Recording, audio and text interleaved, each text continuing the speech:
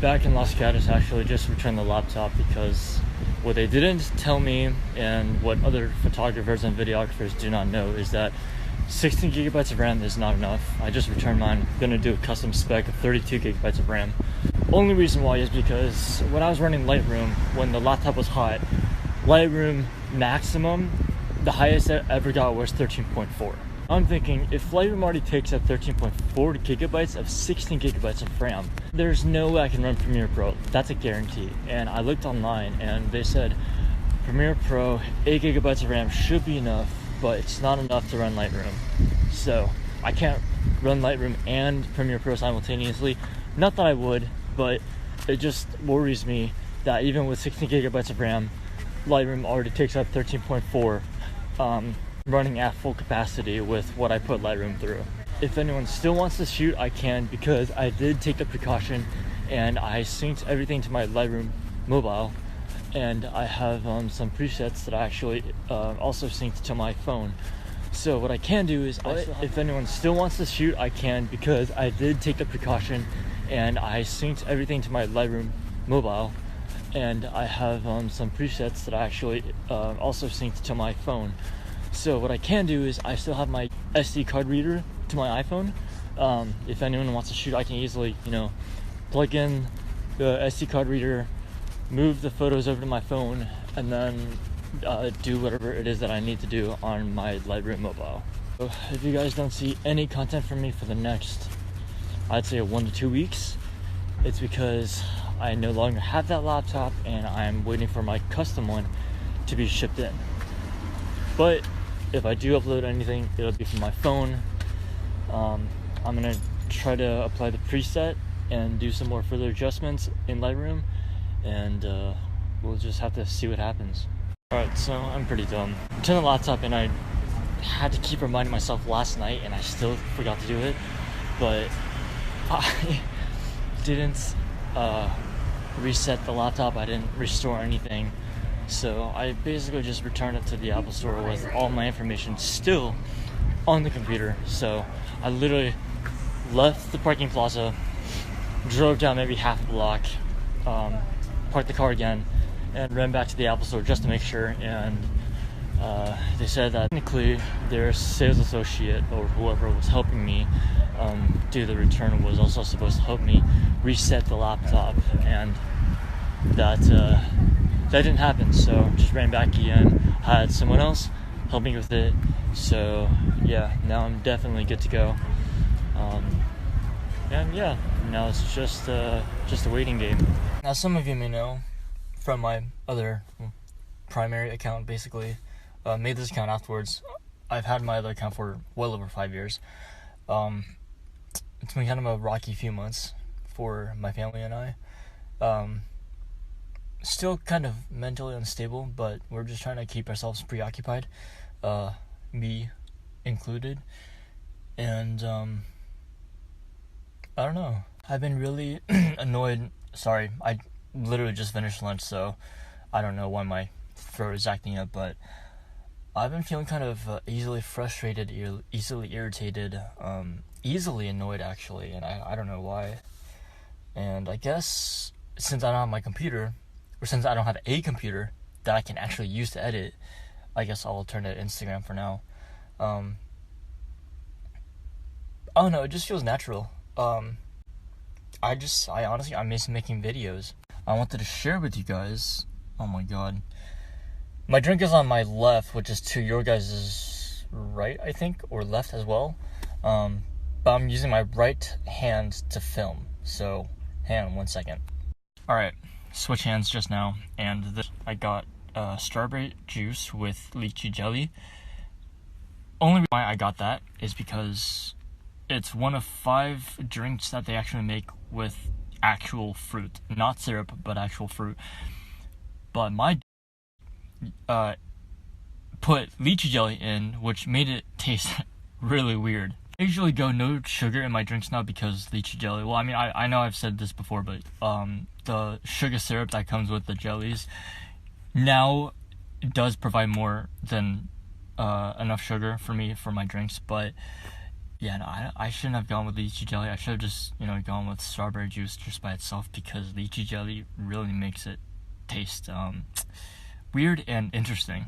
Anyways, so I've been studying a lot about composition and photography lately, about my other posts of not raising shadows, and the post about BMW yesterday, my friend Aaron's BMW. None of the shadows were lifted on any of those photos, which is why I had the balls to shoot at, I think it was anywhere between 1250 and 2000 ISO, because I knew for a fact I was not going to raise shadows. So if anything, I did raise the ISO by one stop for the shots that were shot at 1250 ISO.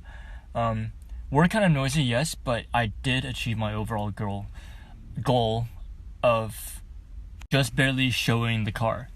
To me, my vision was barely showing the car, but having the body lines visible and having contrast above and below the body lines. So you have the highlights on top, and you have the shadows where the body curves, and then the body lines actually are accentuated furthermore. So I pretty much did that for all of the photos that I took, and looked good in Lightroom. I don't know how many I shot. I must have shot like 20-30 pictures, and fortunately most of them worked out. So I will be posting them later on today, because I airdropped all the photos before I returned the laptop. Airdropped all the photos onto my phone, so I'm going to be putting them out.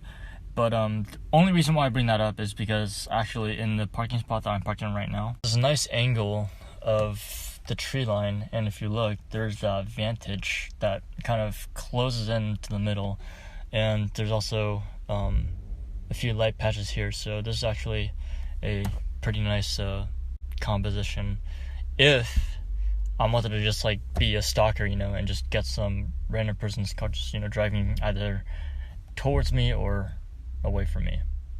So yeah, that's what I've been up to recently. Now I'm headed back home.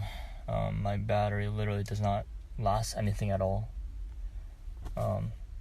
Started with 45% at around I think 12:30, and since I've been making Instagram videos on story, my battery is now at below 30%, so I gotta go back and charge, and heading back out around 3:30. That actually brings up another point, is I don't get how people make YouTube videos on iPhones, because the battery honestly is completely... I just checked, my battery's at 24% right now, and I've only been out for like 2 hours. So I don't know if it's because my battery capacity is at 80% at the moment, battery health, but I don't get how people can make a living and make YouTube videos just recording on an iPhone alone.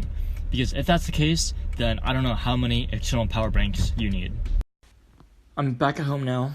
My phone is on charge, and I think I had it on charge, I think when it was on 19%, now it's at 38%. And I've only been home for like 10 minutes. But anyways, excuse me. I keep on looking back at a few photos I took last night, and there's one here that really catches my eye. I'm gonna show it right now. Now, this one catches my eye because at first I had the highlights all the way down, but then I was like, wait a minute, well, there's no point in showing the outside because there's no view on the outside, so I actually brought the highlights back in. And it's very unorthodox for me to be using this kind of editing style, but just recently, the concept of high contrast has really grabbed my attention, and that is why I want to change it up a little bit, because everyone's about that, like, expose for the sky, blow shadows up all the way 100%, make it look HDR. But for me,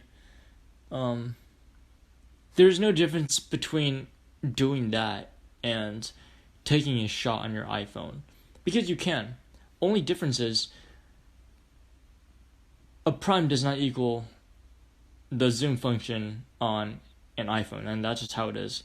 Wide angle, it's basically the same as like a 10mm on a full frame DSLR. But if you were to zoom in, not only would you get a pixelated photo, it also would not be as high quality on an iPhone. So that's the biggest problem.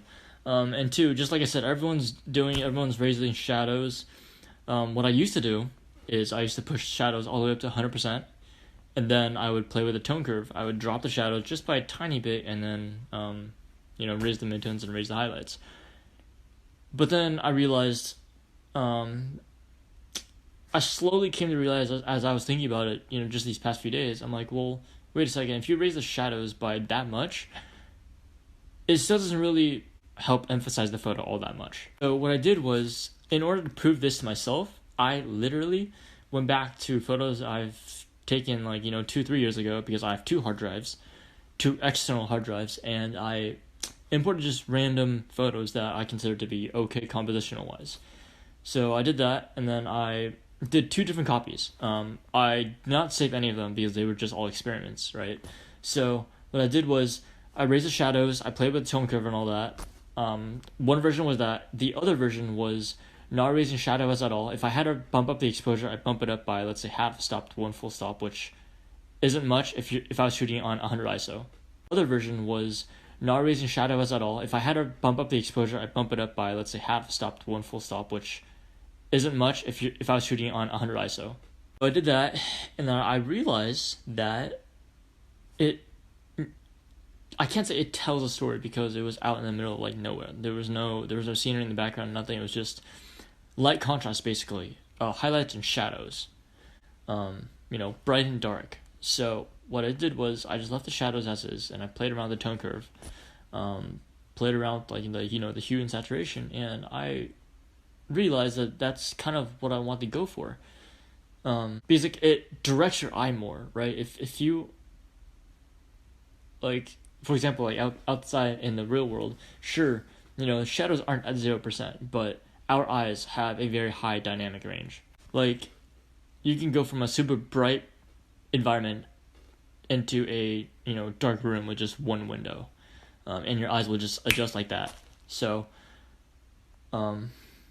comparing and contrasting what I used to do with what I'm doing right now, I actually like what I'm doing right now more, because it's more eye-catching. And even on the phone, I looked at both photos on my phone and on the computer with True Tone display, and I had the night shift mode turned on my phone, and I compared and contrasted the two.